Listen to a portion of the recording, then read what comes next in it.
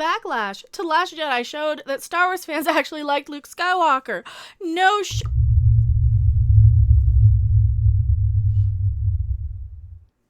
intro card interrupting me when I'm in the middle of a rant. Hello everyone, I am Mecha Random 42, the one, the only, the original, still your favorite YouTube harpy. And rather than listening to what shill media like, was this Forbes? Scott Mendelson over at Forbes likes to say about Star Wars, after how many years of them just calling everybody man babies, saying we're all trolls, we're all ists, we're all phobes for not liking whatever about Star Wars, even though Star Wars was always had females and diverse and all the things that they think it doesn't have, right?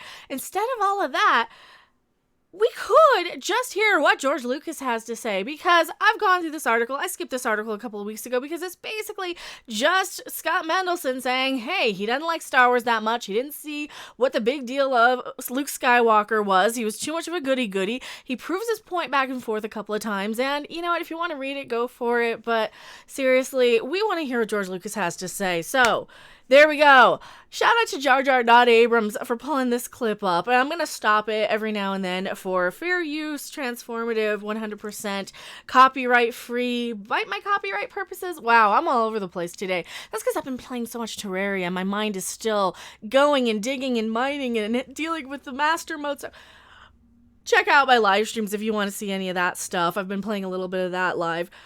George Lucas has to say some things about Star Wars and why people like it.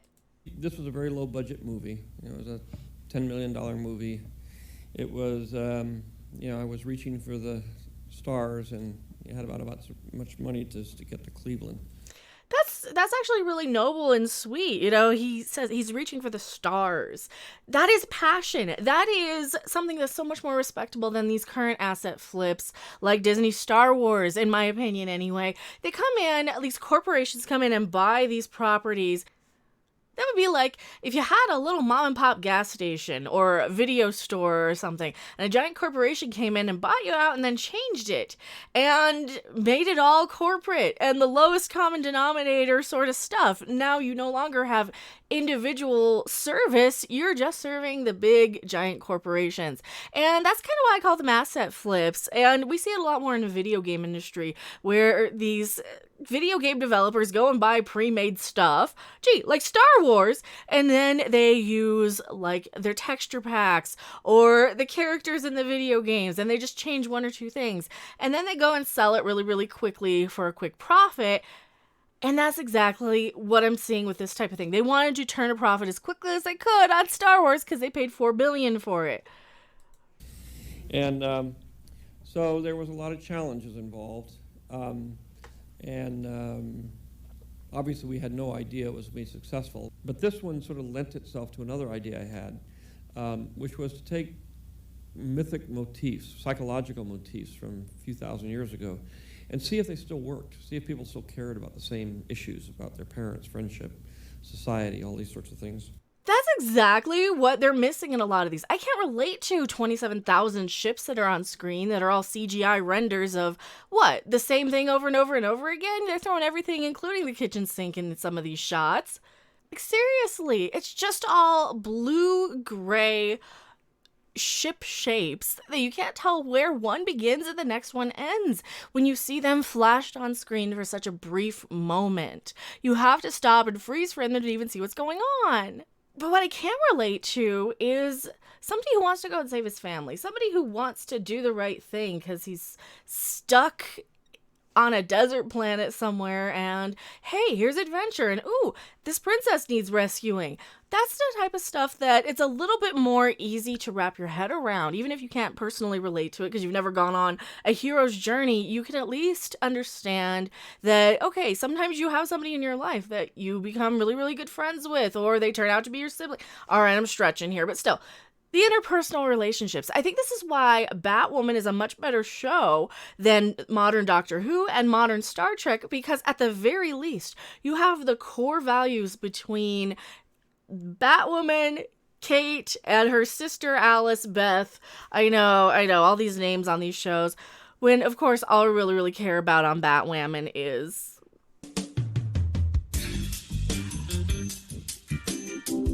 know, the relationships between the characters, like all the sisters on the show. That's what the real recurring theme of Batwoman is. So at least I can understand that because I can at least see people who are siblings in the real world. What else does he have to say? When the movie came out, everybody said, "Oh, it's fantastic. It's all about special effects. Special effects. That's why everybody wants to see it." I said, that has nothing to do with it. It really does have to do with the story, the psychological underpinnings, and the fun characters. Yes. The special effects in Star Wars were fine. They were really good for their time. And yeah, they're a little bit easier even to see than the giant mess of special effects that we get in modern Star Wars, or visual effects, as I should say. Like this. That is bad visual effects. I can't see anything that's on screen there. At least the original Star Wars, we could see what was going on. I said, "Oh no, the characters are terrible. The dialogue's lousy. The plot is simplistic." Simplistic is good, though. That means anybody from any age can get in touch and connect with these characters. Anybody can understand good versus bad. Anybody can understand good versus bad. Let's save good guys from bad guys. Let's be the heroes. Everybody can understand that. And that goes back to the Scott Mendelson article here, that yes, it is good guys versus bad guys. And I think he didn't realize that some people just wanted a nice, fun, simple story with characters that do the right thing, that are the heroes. He actually tries to make the point that, oh no, we didn't have any idea that characters liked the good guy. We thought they liked the anti-hero. We thought they liked more the Don Drapers or the Walter Whites, the modern day. No, modern day TV for modern day TV audiences. Also, thank you so much for subscribing, Christopher Barker. If you guys do like the content, like, subscribe, share. Every like matters. And George Lucas does tell us how he feels about Disney Star Wars in this piece, too. It can't be that. It's got to be just the special effects. I said, okay, go ahead. And obviously after that, they made about 500 bad special effects movies that were boring as hell. And nobody seemed to have even today, they don't seem to get it. But they made 500 bad special effects movies that were boring as hell. Thank you, George Lucas, for finally being the voice of reason. This is why people want the Lucas cut release. This is why people actually cared about Star Wars, because you have somebody who actually created this who gives a crap about it enough to see what they've done to this. And we know it, they know it, George Lucas knows it. These are just movies for the special effects, for the visual effects, for people just to have something that's a spectacle, just to look at on the big screen and be like, oh wow, look at all the cool effects. But there's nothing more than that. And Star Wars always was more than that. It was something you could simply connect with. There's a reason why they used to market this as spend the holidays with family, and it would be Luke and Leia, because that's really how a lot of us grew up watching Star Wars, was over the holidays when they'd rerun it all the time, especially in the 90s. Remember when they rerun them, the 3 movies over and over again? I think the special editions might have just come out or were just out for release, like on video, and they were airing them on TNT, probably TBS, USA, one of those networks, one of the Turner networks. You kept watching them over and over again because they were familiar, they were fun. You could have them on in the background without having to really, really worry about them being too whatever for kids. They were fine. It was something that everybody could like. It was something like The Wizard of Oz. It was one of these timeless classics that you just don't get nowadays, especially with modern giant corporations like Disney coming in and deciding that they think they know what's right in these franchises, and they really, really don't. And we see this time and time again with Star Wars, Star Trek, the Netflix She-Ra is another one. More people who came in and are working on something they just don't care about for a paycheck. And whenever anybody comes along and accuses a YouTube channel or somebody like that of just doing something for a click or $1, I always like to remind them, Disney did this for billions of dollars. Disney did this and spent a lot of money to do this just for money. Same thing with Star Trek. You have people like Patrick Stewart who only did this for a paycheck.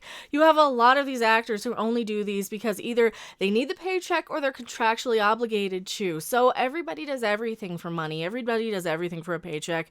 Yeah, you got some people doing good out of the kindness of their heart, and we do appreciate that. We do need more of that in the world. But no, These corporations are far worse than anybody giving their opinion on YouTube who happens to get a donation or a super chat or a Patreon follower or subscriber. That's all this really boils down to. Tell me what you guys think in the comment section below. I am MechaRandom42, and I'll see you guys later. Bye. Thanks for watching. If you liked it, make sure to hit that like button. And if you want to see more, don't forget to subscribe. See you in the next video. Bye.